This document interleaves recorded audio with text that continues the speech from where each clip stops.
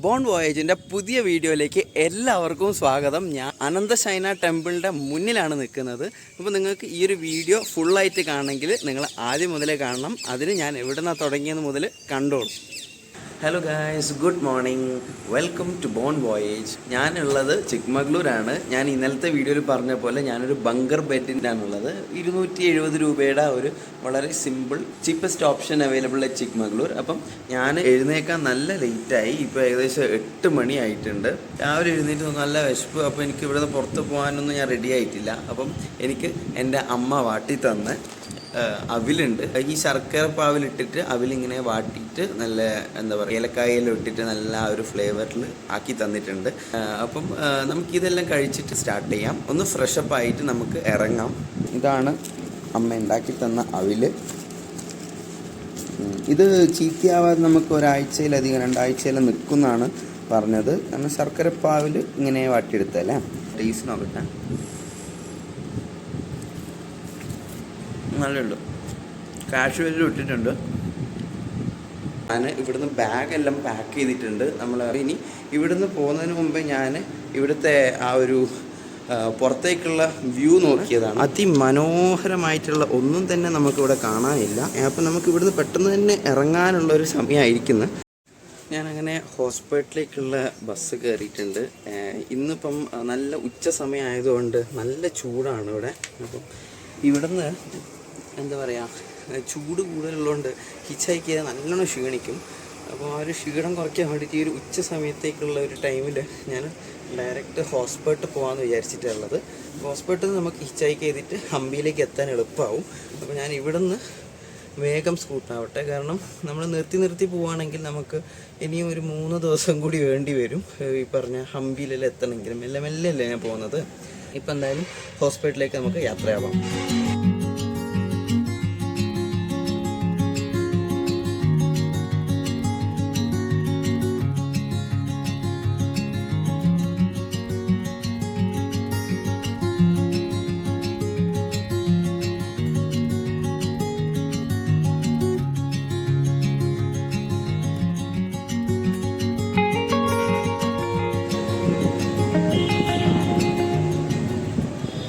നീണ്ട 8.5 മണിക്കൂറിൻ്റെ യാത്രയ്ക്ക് ശേഷം ഞാനങ്ങനെ ഹോസ്പേട്ട് എത്തിയിട്ടുണ്ട്. ഹോസ്പേട്ടിൽ നിന്ന് നമുക്ക് ഹിച്ച് ഹൈക്ക് ചെയ്ത് പോകാനുള്ള ദൂരത്തിന് കണക്കായിട്ടാണ് ഹംപി വരുന്നത്. ഇപ്പോൾ ഏകദേശം 11:45 ഇവിടെ എത്തിയത്. അപ്പം സ്റ്റേ അടിക്കാനുള്ള ഫെസിലിറ്റി നോക്കിയിട്ട് എനിക്ക് ചെറിയൊരു പൈസയ്ക്ക് എവിടെയും കിട്ടുന്നോ ഇല്ല. അപ്പം ഞാൻ ഈ ബസ് സ്റ്റാൻഡിൻ്റെ മുകളിൽ നോക്കിയപ്പോൾ ഒരു സ്റ്റേ സൗകര്യം ഞാൻ ബോർഡ് കണ്ടിട്ട് വന്ന് നോക്കിയതാണ്. തീരെ വൃത്തിയില്ല. പക്ഷേ നമുക്ക് സ്റ്റേ അടിക്കാനുള്ള ഓപ്ഷൻസ് ഉണ്ട് ഇവിടെ. എന്നോട് കുറച്ച് നേരം വെയിറ്റ് ചെയ്യാൻ പറഞ്ഞിട്ടുണ്ട്. അപ്പോൾ നമുക്ക് വെയിറ്റ് ചെയ്ത് നോക്കാം എന്താവും. മൂപ്പർ എന്തെങ്കിലും പ്രൊവൈഡ് ചെയ്ത് തരികയാണെങ്കിൽ ഒരു 200 രൂപ കൊടുത്ത് നമുക്ക് സെറ്റാവും. അപ്പം നമുക്ക് നോക്കാം.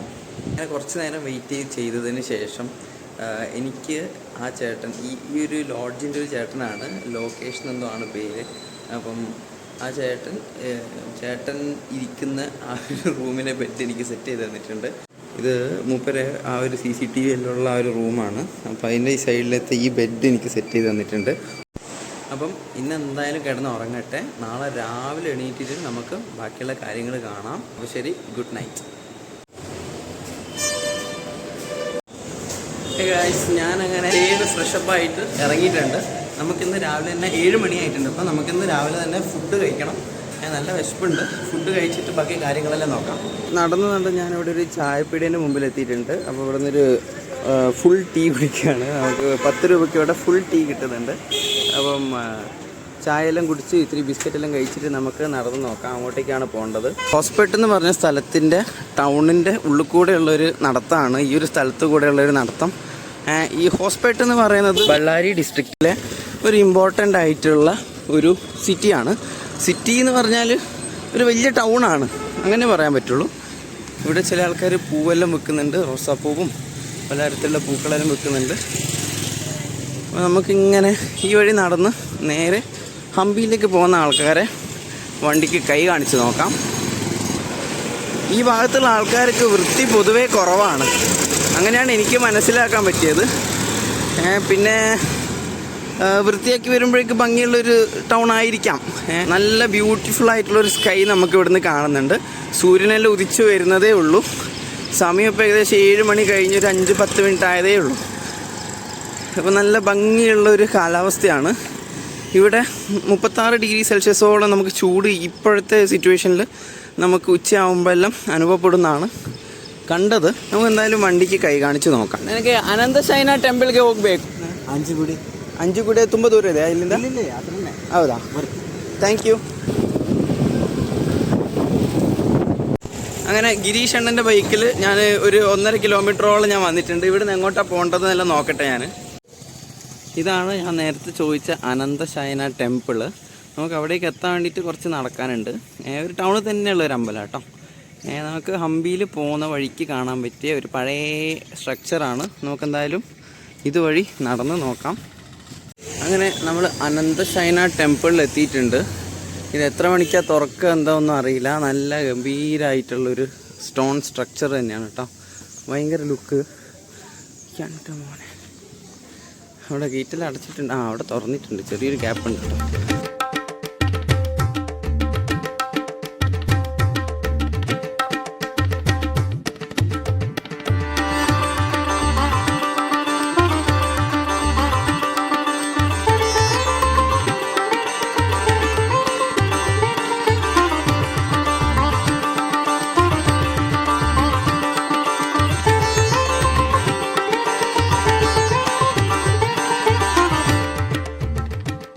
ഇന്നിവിടെ വന്ന ആദ്യത്തെ ആൾ ഞാനാണെന്ന് തോന്നുന്നു.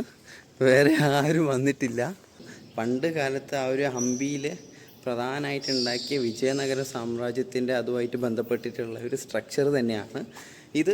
ഹോസ്പേട്ട് എന്ന് പറഞ്ഞ ആ ഒരു ടൗണിൽ നിന്നും ഏകദേശം 3-4 കിലോമീറ്ററിനുള്ളിലുള്ളൊരു അമ്പലമാണ്. അപ്പോൾ ഞാനിത് അതുവഴിയാണ് നടന്ന് വന്നത്. അപ്പോൾ ഇവിടുത്തെ ആ ഒരു എന്താ പറയുക സ്ട്രക്ചറിൻ്റെ ഒരു ഭംഗി കണ്ടോ. ഫുള്ള് തൂണുകൾ നിറഞ്ഞിട്ടുള്ളൊരു അമ്പലം. നിറച്ച് തൂണുകളാണ്. അതെങ്ങനെ നോക്കിയാലും തൂണുകൾ. ഇത്രയും തൂണുകളുള്ള അടിപൊളി വലിയൊരമ്പലം. കാരണം ഈ ഒരു തൂണിൻ്റെ പുറത്താണ് ഈ പറഞ്ഞ എല്ലാ കരിങ്കല്ലിൻ്റെ എല്ലാ സ്ട്രക്ചർ, ഈ ബീമടക്കം എല്ലാ സ്ട്രക്ചറിൻ്റെ മുകളിലേക്ക് കണ്ട ഇതെല്ലാം നിൽക്കുന്നത്. അപ്പോൾ അത്രയും ഗംഭീരമായിട്ടുള്ളൊരു സ്ഥലം.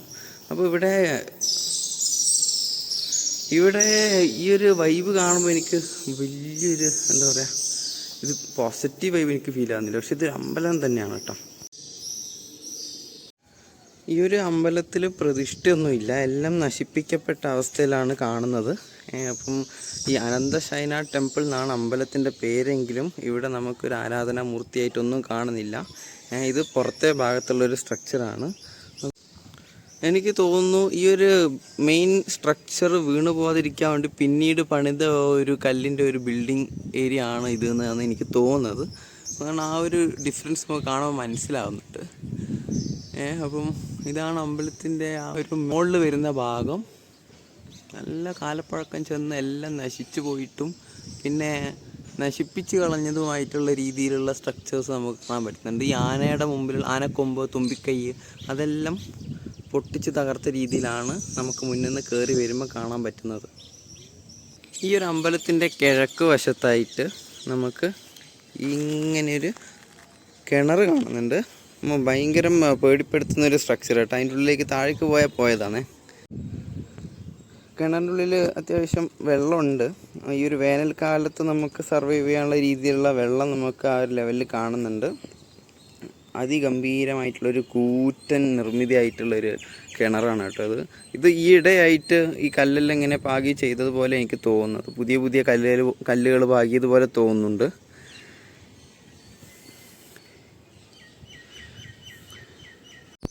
ഈ അമ്പലത്തിൻ്റെ ഭാഗത്തിൻ്റെ സൈഡിൽ കൂടെ ഇങ്ങനെ നടന്നു വരുമ്പം സാരി ഉടുപ്പിച്ചിട്ടുള്ളൊരു മരത്തിനെ നമുക്കിവിടെ കാണാൻ പറ്റുന്നുണ്ട്. എനിക്ക് തോന്നുന്നു ഇവിടെ വിളക്കെല്ലാം കത്തിക്കുന്നുണ്ടെന്ന്. സാരിയും പിന്നെ നല്ല കുപ്പിവളയെല്ലാം ഇട്ടെടുത്തിട്ടുള്ള ഒരു അടിപൊളി മരം. എനിക്ക് തോന്നിയത് നെല്ലിക്കയോ അല്ലെങ്കിൽ പുളിമരമാണെന്ന് തോന്നുന്നു. ഇതിൻ്റെ ഇലേൻ്റെ ആ ഒരു പാറ്റേൺ കണ്ടിട്ട് പുളി പോലെയാണ് തോന്നുന്നത്. അപ്പം ഇവിടെ ഈ ഒരു മരത്തിന് പ്രാർത്ഥനയെല്ലാം കാണുന്നുണ്ട്.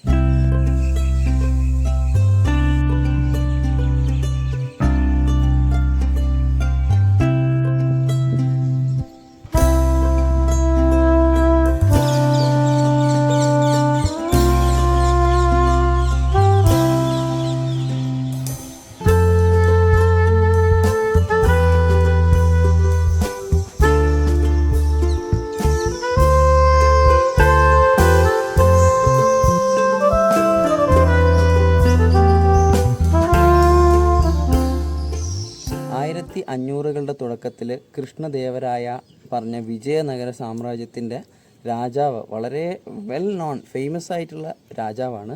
അപ്പം അദ്ദേഹം ഉണ്ടാക്കിയിട്ടുള്ള ഒരു ടെമ്പിളാണ് ഈ പറഞ്ഞ അനന്തശയന ടെമ്പിള്. ഇവിടെ നമുക്ക് മഹാവിഷ്ണുവിൻ്റെ അനന്തശയനത്തിലുള്ള ആ ഒരു രൂപത്തിലാണ് വിഷ്ണുവിൻ്റെ പ്രതിഷ്ഠ ഇവിടെ വേണ്ടിയിരുന്നത്. പക്ഷേ ഈ അമ്പലമെല്ലാം ബിൽഡ് ചെയ്ത് കഴിയുമ്പോഴേക്കും നമുക്ക് അത് ആ ഒരു വിഗ്രഹം വെക്കാനുള്ള സ്ഥലം വരെ ഉണ്ടാക്കി കഴിഞ്ഞ് എല്ലാം ചെയ്തതാണ്. പക്ഷേ നമുക്ക് ഐഡൽ സ്ഥാപിച്ചിട്ടില്ല, ആ ഒരു വിഗ്രഹം ഇവിടെ സ്ഥാപിച്ചിട്ടില്ല. അതാണ് ഇതിൻ്റെ ഒരു ഹിസ്റ്ററി എന്ന് പറയുന്നത്. ഈ പറഞ്ഞ രാജാവിൻ്റെ മകൻ മരിച്ചതിൻ്റെ ചെറിയൊരു പ്രായത്തിലാണ് രാജാവിൻ്റെ മകൻ മരണപ്പെട്ടത്. അപ്പം ആ ഒരു സമയത്ത് അതിൻ്റെ വിഷമം കൊണ്ടോ അങ്ങനെ എന്തോ ഒരു കാരണം കൊണ്ട് ഇവിടെ നമുക്ക് ആ ഒരു വിഗ്രഹം സ്ഥാപിക്കപ്പെട്ടിട്ടില്ല എന്നാണ് മനസ്സിലാക്കാൻ പറ്റുന്നത്. നമുക്ക് കയറുമ്പം തന്നെ മുന്നിൽ കാണുന്ന ആ ഒരു ഹനുമാൻ്റെ ഒരു എന്താ പറയുക, ഒരു കല്ലിൽ തീർത്ത ഹനുമാൻ അവിടെ ഇപ്പം പ്രാർത്ഥനയല്ല ആയിട്ട് അങ്ങനെ പോകുന്നുണ്ട്. പക്ഷേ മെയിനായിട്ടുള്ള മഹാവിഷ്ണുവിൻ്റെ വിഗ്രഹം ഇവിടെ ഇല്ല. പക്ഷേ അമ്പലത്തിൻ്റെ പേര് അനന്തശയന ടെമ്പിൾ എന്നാണ്. പക്ഷെ അങ്ങനെ ഒരു മഹാവിഷ്ണുവിൻ്റെ ഒരു വിഗ്രഹത്തെ നമുക്ക് ഇവിടെ കാണാൻ പറ്റുന്നില്ല. വളരെ ഗംഭീരമായിട്ടുള്ള ആ ഒരു ദ്രാവിഡിയൻ സ്റ്റൈലിലുള്ള ആ ഒരു ബിൽഡിങ്ങും ആർക്കിടെക്ചറും എല്ലാമാണ്. ഹംപിയിൽ നിന്ന് നമുക്ക് ഹംപിയിൽ എത്തുന്നതിനേക്കാൾ മുമ്പേ ഹോസ്പേട്ടയിലാണ് ഈ ഒരു അമ്പലം ഉള്ളത്. കമ്പാരിറ്റീവ്ലി ഈ ഒരു സ്ഥലത്ത് തിരക്ക് കുറവാണ്. ഞാൻ ചിലപ്പോൾ രാവിലെ തന്നെ വന്നതുകൊണ്ടാണോ എന്നറിയില്ല. ഞാൻ വന്നത് കറക്റ്റ് 7:45-8 മണിയാകുമ്പോഴാണ് ഞാൻ വന്നിട്ടുള്ളത്. അപ്പോൾ ചിലപ്പോൾ അതുകൊണ്ടായിരിക്കാം. പക്ഷേ കമ്പാരിറ്റീവ്ലി തിരക്ക് കുറവാണ്. ഇതിന് ചുറ്റുമായിട്ട് ഗ്രാമപ്രദേശമാണ്, ചെറിയ ടൗണുകളും കാര്യങ്ങളെല്ലാം ഉണ്ട്. വളരെ ശാന്തമായിട്ടുള്ള സ്ഥലമാണ്. അപ്പം ഇതിൻ്റെ ബേസിക്കായിട്ടുള്ളൊരു ഹിസ്റ്ററി എന്ന് പറഞ്ഞാൽ ഇത്രയൊക്കെയാണ് എനിക്ക് മനസ്സിലാക്കാൻ പറ്റിയത്. അതിഗംഭീരമായിട്ടുള്ള മണ്ഡപങ്ങളും കൽത്തൂണുകളും നല്ല ഉയർന്നു നിൽക്കുന്ന കൽത്തൂണുകളൊക്കെയാണ് ഇവിടെ ഉള്ളത്. നമുക്ക് കാണാൻ പറ്റുന്നത് ആ ഒരു സ്റ്റൈലിനെ കീപ്പ് ചെയ്തുകൊണ്ട് ഉണ്ടാക്കിയെടുത്ത ആ ഒരു അമ്പലം തന്നെയായിരുന്നു. പക്ഷേ പിന്നീട് കാലക്രമേണ യുദ്ധങ്ങളും കാര്യങ്ങളെല്ലാം വന്നതിന് ശേഷം ഒരുപക്ഷെ നശിപ്പിക്കപ്പെട്ടിട്ടുണ്ടാവാം. മുന്നിലുള്ള 2 ആനകളുടെ കൊമ്പും അതേപോലെ തുമ്പിക്കൈയും എല്ലാം പൊട്ടിയിട്ട് കാണുന്നുണ്ട്. അക്രമം വന്നിട്ടുണ്ടാവാം. ഞാൻ എൻ്റെ ബ്രേക്ക്ഫാസ്റ്റ് കഴിച്ചിട്ടില്ല.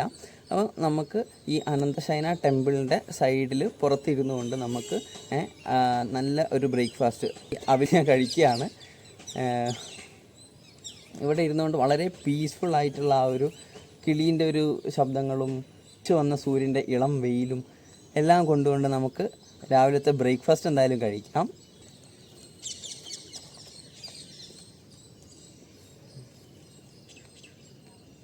ബ്രേക്ക്ഫാസ്റ്റ് കഴിച്ചുകൊണ്ടിരിക്കുമ്പം എന്നെ നോക്കി ഒരു ഫ്രണ്ട് വന്നു. അപ്പോൾ നമ്മൾ 2 പേരും കൂടി ഇവിടെ നിന്ന് ഇങ്ങനെ ഇരുന്ന് ഫുഡ് കഴിക്കലാണ്. ഞാൻ ഈ ക്ഷേത്രത്തിൽ നിന്ന് ഇറങ്ങിയിട്ടുണ്ട്. അപ്പം എനിക്ക് മനസ്സിലാക്കാൻ പറ്റിയിടത്തോളം ഇവിടെയുള്ള ആൾക്കാരോട് ഞാൻ ചോദിച്ചപ്പോൾ അവർ പറഞ്ഞ് ഇവിടെ പ്രതിഷ്ഠിച്ചത് കല്ല് അങ്ങനെ അപ്രത്യക്ഷമായിപ്പോയി എന്നല്ലാണ് ഇവർ പറയുന്നത്. പക്ഷേ എനിക്ക് എന്താ പറയുക, സെർച്ച് ചെയ്തു, ഗൂഗിളിലെല്ലാം സെർച്ച് ചെയ്തപ്പം ഇവിടെ കല്ല് പ്രതിഷ്ഠിച്ചിട്ടില്ല. പക്ഷേ ഈ പറഞ്ഞ രാജാവിൻ്റെ മകന് വേണ്ടിയിട്ട്, മരിച്ചുപോയ മകന് വേണ്ടിയിട്ട് അവരുടെ ഓർമ്മയ്ക്കായിട്ടോ അല്ലെങ്കിൽ അങ്ങനത്തെ ഒരു ഇതിലാണ് ഈ ഒരു അമ്പലത്തിൻ്റെ പണി കഴിപ്പിച്ചതെന്നൊക്കെയാണ് എനിക്ക് വായിച്ചിട്ട് മനസ്സിലാക്കാൻ പറ്റിയത്. ഇവിടെ എഴുതിയിട്ടുള്ളതും മകൻ്റെ ഓർമ്മയ്ക്കായി, മകന് വേണ്ടിയിട്ട് എന്നുള്ള രീതിയിലാണ് കാണിച്ചിട്ടുള്ളത്. പക്ഷേ ഉള്ളിൽ എന്താ പറയുക, അനന്തശയനത്തിലുള്ള വിഷ്ണുവിൻ്റെ ആ ഒരു ഐഡലിനെ പറ്റിയിട്ട് മെൻഷൻ ചെയ്തിട്ടേ ഇല്ല. വാസ് ഇൻറ്റൻഡഡ് ടു ബി എന്ന് പറഞ്ഞിട്ടാണ് നമ്മൾ ആ ഒരു ബോർഡിൻ്റെ അകത്ത് കാണുന്നത്.